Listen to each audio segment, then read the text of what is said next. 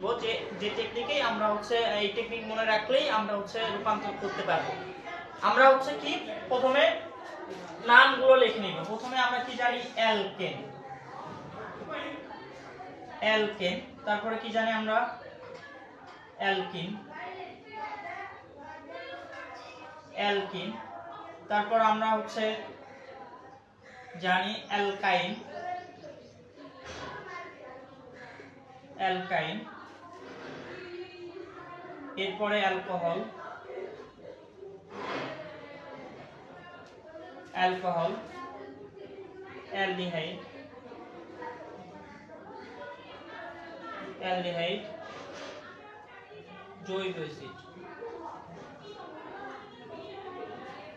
জৈব অ্যাসিড। তাহলে আমাদের সাধারণত এসএসসি ব্যাচে এই কয়টা হচ্ছে আমাদের নামকরণ শিখাইছি, আমরা হচ্ছে বা নামকরণ শিখছি, বা আমরা এই কয়টা হাইড্রোকার্বন সম্পর্কে জেনে এসেছি। তাহলে এই কয়টা হাইড্রোকার্বন থেকে আমাদের পারস্পরিক রূপান্তরটা করতে বলে। অ্যালকিন থেকে জৈব অ্যাসিড রূপান্তর, আবার জৈব অ্যাসিড থেকে অ্যালকিন, মানে পারস্পরিক রূপান্তর করতে বলে। মানে দুইটাই হবে কিনা, ঘ নাম্বার প্রশ্ন এমন হয়। তাহলে এমনটা কিভাবে মনে রাখবো, কোনটার সাথে কি? আমরা বিভিন্ন ধরনের মানে অ্যালকিন আমরা পড়ে আছি, কার্বন সংখ্যা অনুযায়ী নামও শিখে আছি আমরা। সেই নামকরণ অনুযায়ী আমরা অ্যালকিনটা বা হচ্ছে আমরা প্রথমে দেখব এইটা অ্যালকিনে রূপান্তর করতে পারবো কিনা। অ্যালকেন থেকে অ্যালকিনে আমরা জানি অ্যালকিন হচ্ছে সম্পৃক্ত অ্যালকেন হচ্ছে সম্পৃক্ত হাইড্রোকার্বন। এটা স্বাভাবিকভাবে কারোর সাথে আমরা জানি সম্পৃক্ত হাইড্রোকার্বন কারোর সাথে বিক্রিয়া করে না, শুধুমাত্র ইউভি রশ্মির উপস্থিতি, মানে সূর্যের আলোর বেগুনি রশ্মির উপস্থিতিতে বিক্রিয়া করে।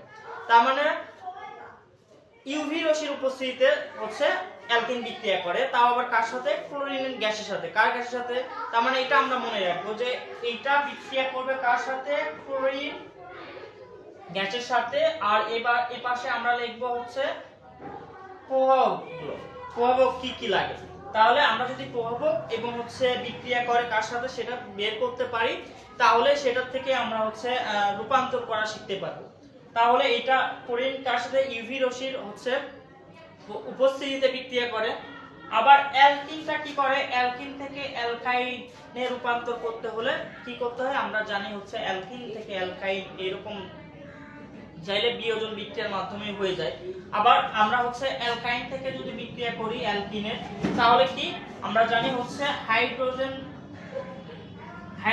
গ্যাসের সাথে বিক্রিয়া করে। কার সাথে বিক্রিয়া করে?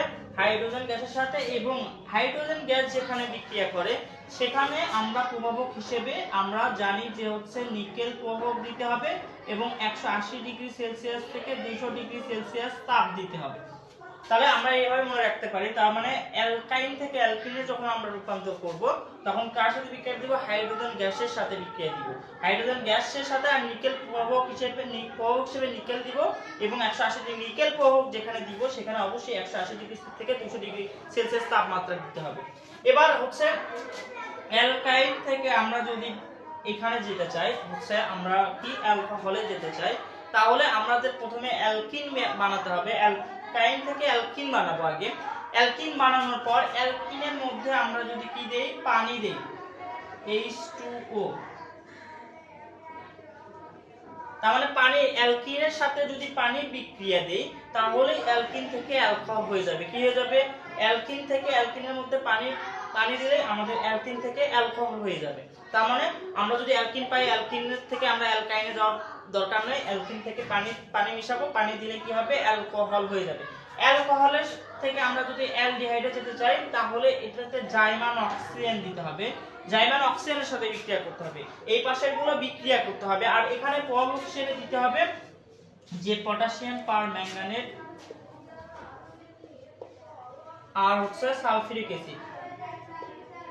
আমরা অ্যালডিহাইড থেকে জৈব অ্যাসিডে যাব, জৈব অ্যাসিডে যাওয়ার সময় আবার জাইমান অক্সিজেন দিয়ে বিক্রিয়া দেব। আবার কি দিয়ে বিক্রিয়া দিব? জাইমান অক্সিজেন দিয়ে বিক্রিয়া দিব। তাহলে অ্যালডিহাইড থেকে জৈব অ্যাসিডে যখন যাব তখন আবার জাইমান অক্সিজেন দিয়ে বিক্রিয়া দিব।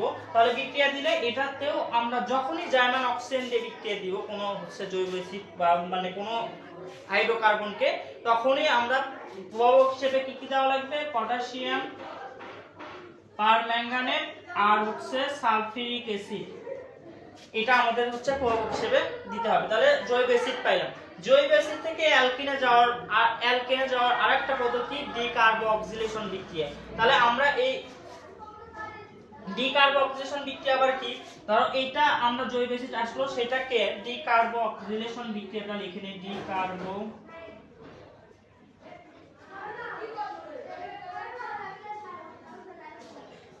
ডিকার্বক্সিলেশন বিক্রিয়া কি? আমরা সোডিয়াম হাইড্রোক্সাইডের সাথে সোডিয়াম যে জৈব অ্যাসিডটা আসবে সোডিয়াম হাইড্রোক্সাইডের সাথে দুইবার বিক্রিয়া করব। কয়বার বিক্রিয়া করব? দুইবার। সোডিয়াম হাইড্রোক্সাইডের সাথে দুইবার বিক্রিয়া করব আর পরব কিসে দিব?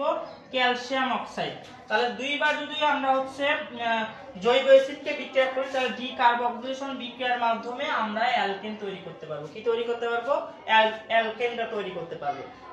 তাহলে আমরা যদি এই হচ্ছে সবটা মনে রাখি, এই সবটা যদি মনে রাখি তাহলে আমরা পারস্পরিক রূপান্তরটা আমরা করতে পারবো বা যে কোনো বলছে ঘ নম্বরে বেশিরভাগ পারস্পরিক রূপান্তর। আর আমাদের আর একটা প্রশ্ন হয় যে অ্যালকিন থেকে জৈব অ্যাসিড প্রস্তুতি করে দেখাও বা হচ্ছে এই হচ্ছে অ্যালকাইন থেকে জৈব অ্যাসিড প্রস্তুতি করে দেখাও বা হচ্ছে আমাদেরকে বলে যে জৈব অ্যাসিড বা অ্যালকিন থেকে এর হচ্ছে অ্যালকেনে যাওয়া সম্ভব কিনা, অ্যালকিন মূলকে যাওয়া সম্ভব কিনা বা হচ্ছে কার্বন কমানো সম্ভব কিনা। তখন আমরা কি করব? এই হচ্ছে জৈব অ্যাসিডে রূপান্তর করে ডিকার্বক্সিলেশন বিক্রিয়ার মাধ্যমে আমরা কি করতে পারি? হচ্ছে অ্যালকেন রূপান্তর করতে পারি। ডিকার্বক্সিলেশন বিক্রিয়াতে আমরা জৈব অ্যাসিডকে আমরা কি করব? সোডিয়াম হাইড্রোক্সাইডের সাথে দুইবার বিক্রিয়া করব। সোডিয়াম হাইড্রোক্সাইডের সাথে একবার বিক্রিয়া করে যেটা উৎপন্ন হবে সেই উৎপন্ন যৌগকে আবার সোডিয়াম হাইড্রোক্সাইডের সাথে আবার বিক্রিয়া করলে আমরা কি পাবো? হচ্ছে অ্যালকেন পাবো। আশা করি এই সবটা মনে রাখলে আমরা পারস্পরিক রূপান্তরটা শিখতে পারবো। সকলকে ধন্যবাদ। আসসালামু আলাইকুম।